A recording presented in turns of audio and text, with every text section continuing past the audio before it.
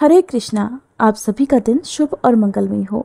आज की कथा शुरू करने से पहले मैं आप सभी को जानकारी दे दूं कि अब से आगे के अध्याय आप नवरात्रि के बाद ही सुन पाएंगे, क्योंकि नवरात्रि के दिनों में हमारे चैनल पर केवल नवरात्रि की और बाकी व्रतों की वीडियोस अपलोड होंगी। अगर हो सके तो अपना भरपूर प्यार आप इन वीडियोस को जरूर दीजिएगा।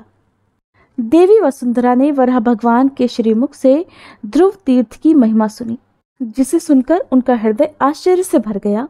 इसके बाद उन्होंने भगवान नारायण से कहा, प्रभु, मैं आपके श्रीमुख से और भी प्रसंग सुनना चाहती हूँ, कृपा कीजिए। प्रभु, अब मैं ये जानना चाहती हूँ कि शास्त्रों में वराह क्षेत्र में गायन वादन करने से, नृत्य और जागरण करने, गोदान, अन्नदान और जलदान करने, सभी प्रकार से स्नान करने अथवा गंध, पुष्प, धूप, दीप और नैवेद्य आदि से आपकी पूजा करने का क्या फल होता है? जप और यज्ञ आदि अन्य कर्म करने से शुद्ध मन वाले प्राणी वहाँ किस गति को प्राप्त करते हैं? भगवान, आप अपने भक्त को सुख पहुँचाने के विचार से ये सब प्रसंग बतलाने की कृपा कीजिए। तब भगवान वराह बोले, देवी, ये कथा अत्यंत पुण्यप्रद और सुख देने वाली है। पहले इसी क्षेत्र में एक खंजन नामक पक्षी रहा करता था। एक बार उसने बहुत से कीड़ों को खा लिया, जिसके कारण वह अजीर्ण से अत्यंत पीड़ित होकर मरने वाला हो गया और उसी क्षेत्र में ही गिर पड़ा। इतने में ही बहुत से बालक इधर उधर से दौड़ते और खेलते हुए वहां आ पहुंचे और उस मरणासन्न पक्षी को देखकर कहने लगे, हम लोग इसे पकड़ेंगे। फिर उनमें भी आपस में विवाद छिड़ गया। कोई कहता ये मेरा है, कोई कहता ये मेरा है। इस प्रकार खेल ही खेल में उन बालकों में झगड़ा होने लग गया और महान कलह कोलाहल मच गया। तब तक एक बालक ने उसे उठाकर गंगा के जल में फेंक दिया। साथ ही कहा, भाई, ये तुम ही लोगों का है, इससे मेरा कोई उद्देश्य नहीं है। वसुंधरे, इस प्रकार वह मरा हुआ खंजन पक्षी गंगा के जल से भलीभांति भीग गया। जहाँ वह गंगा के जल में पड़ा था वह आदित्य तीर्थ था। फिर तो वह उस तीर्थ के प्रभाव से अनेक उत्तम यज्ञ करने वाले धन और रत्न से परिपूर्ण किसी वैश्य के घर में उत्पन्न हुआ।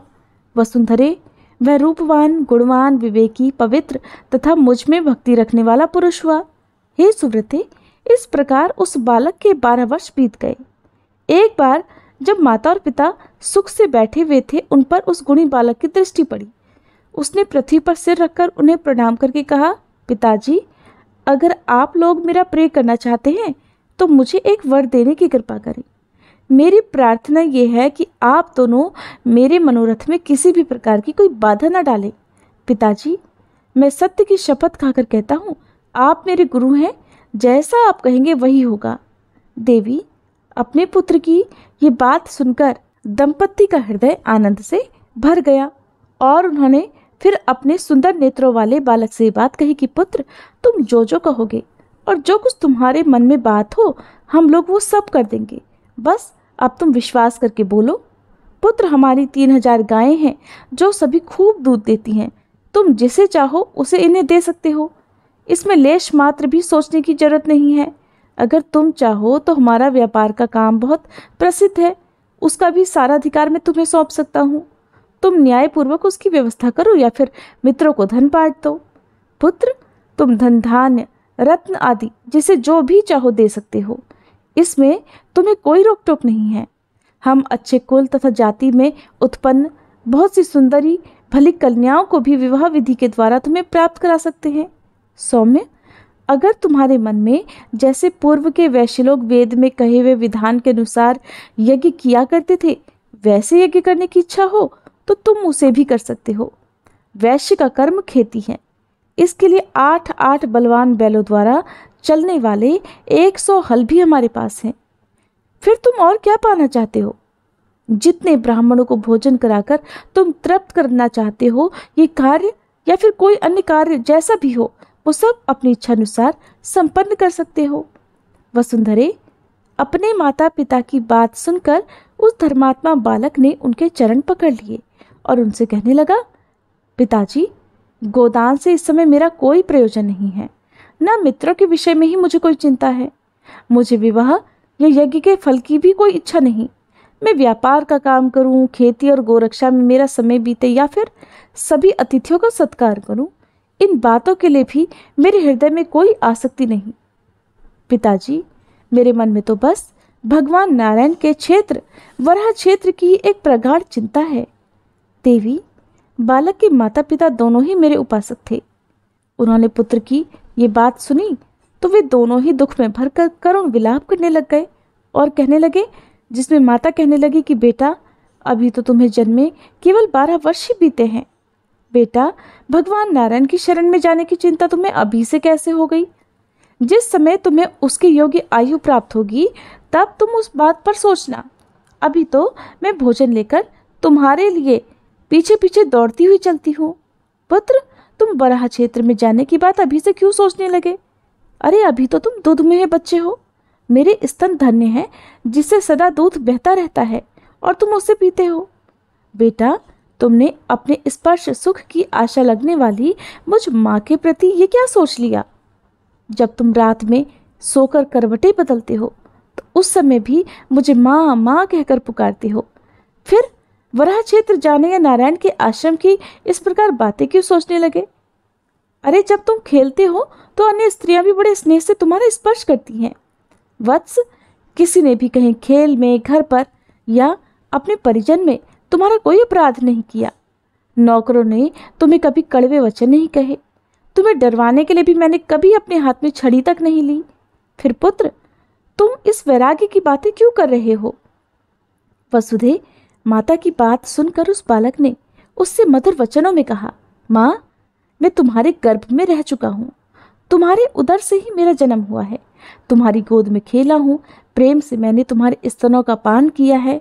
धूल लगे हुए शरीर से तुम्हारी गोद में बैठा हूँ।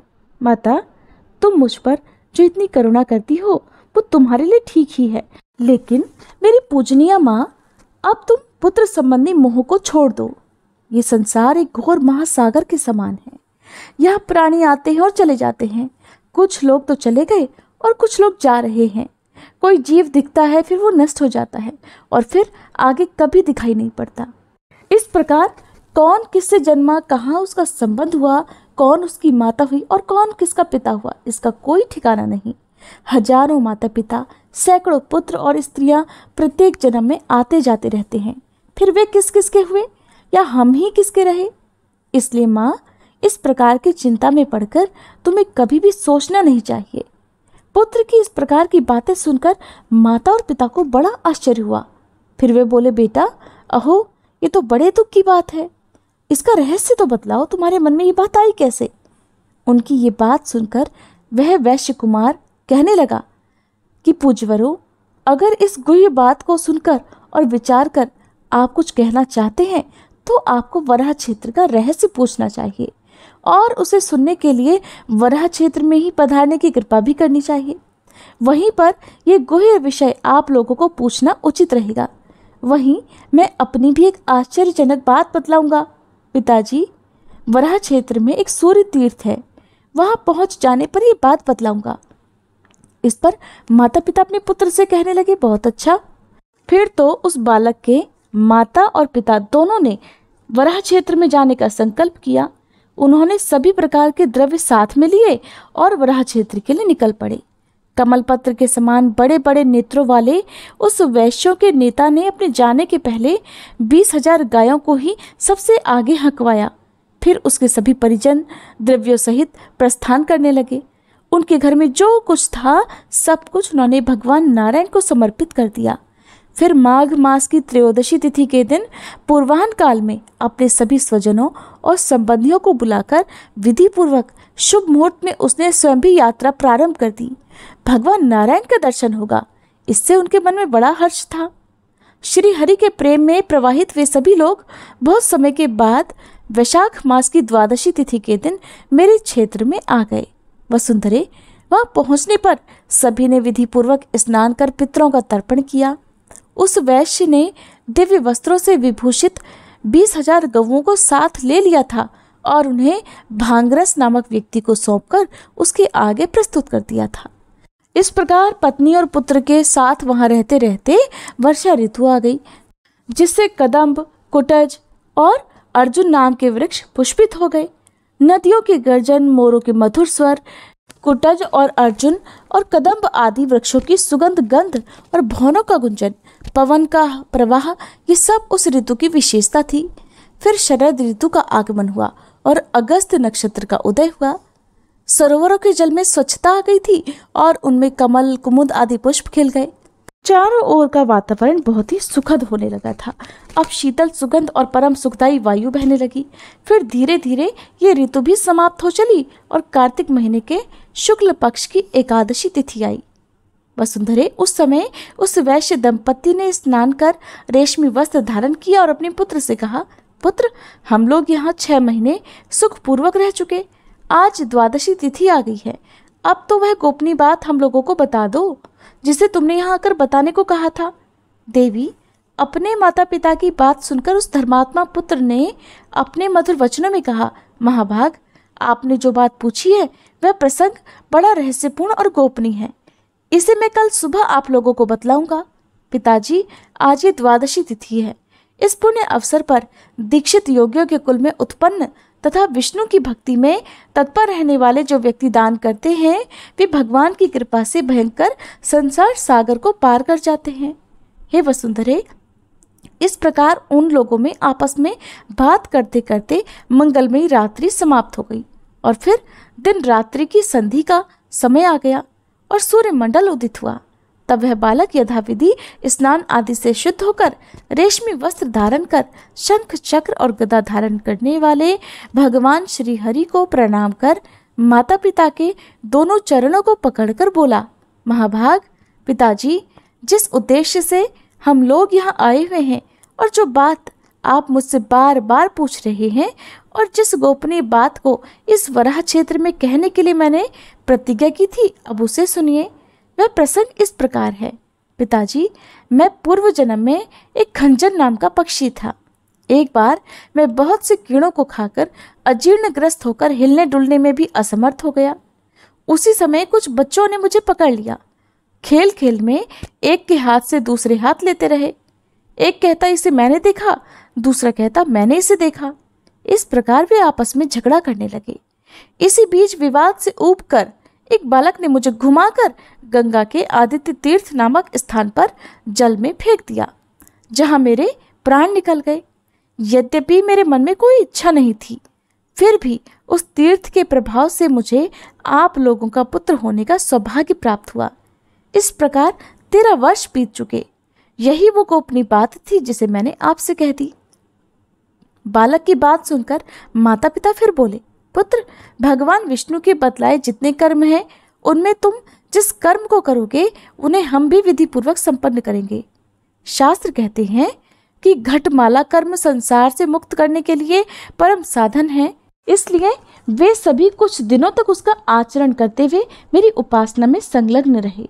पर्याप्त धर्मानुष्ठान के बाद उनका नश्वर शरीर छूट गया और वे अपने धर्म के प्रभाव से, हे वसुंधरे, मेरे क्षेत्र की महिमा से संसार से मुक्त होकर श्वेत द्वीप में पधारे। जो लोग उसके साथ गए थे वे योग में निरत हो गए। उनके शरीर से कमल के समान गंध निकलती थी। देवी, मेरे क्षेत्र के प्रसाद से वे भी यथा योग्य आनंद का उपभोग करने लगे और इस क्षेत्र के प्रभाव से बहुत से प्राणी पशु योनि से छूटकर श्वेत द्वीप में पहुंच गए। जो व्यक्ति प्रातःकाल उठकर इसका पाठ करता है वह अपने 10 आगे और 10 पीछे के पुरुषों को ताड़ देता है। मूर्ख, पापी, शास्त्र निंदक और चुगलखोर व्यक्तियों के सामने इसकी व्याख्या या पाठ कभी नहीं करना चाहिए। ब्राह्मणों के समाज में या फिर अकेले एकांत स्थान में इसका अध्ययन करें, क्योंकि ये संपूर्ण संसार से मुक्त करने के लिए परम साधन है। हरे कृष्णा। आज का अध्याय समाप्त हुआ। उम्मीद है आप कल से हमारे चैनल पर नवरात्रि की और बाकी व्रतों की वीडियोस इसी प्रकार से देखते रहेंगे।